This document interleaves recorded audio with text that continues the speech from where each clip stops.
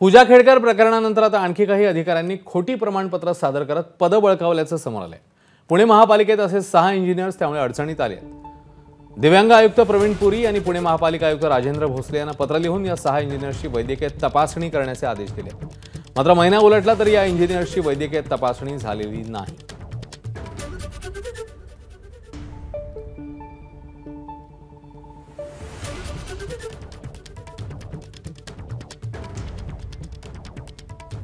दरम्यान पुणे महापालिकेतल्या त्या 6 अभियंत्यांनी नेमकी कशी फसवणूक केली आहे आपण बघूया।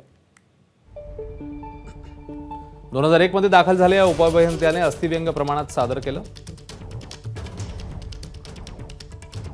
तर 2007 मध्ये रुजू झालेल्या शाखा अभियंत्याने अस्थिव्यंग असल्याचं प्रमाणपत्र सादर केलं। 2016 ते 17 मध्ये नोकरीत रुजू झालेल्या शाखा अभियंत्याने अल्पदृष्टी असल्याचं कारण दिलं। 2016-17 मध्ये नोकरीत रुजू झालेल्या शाखा अभियंत्याने अल्पदृष्टी असल्याचं प्रमाणपत्र दिलंय, तर 2016-17 मध्ये सेवेत आलेल्या शाखा अभियंत्याने कर्णबधिर असल्याचं प्रमाणपत्र दिलेलं आहे। 2022 मध्ये नोकरीत दाखल झालेल्या कनिष्ठ अभियंत्याने अल्पदृष्टी असल्याचं प्रमाणपत्र दिलं।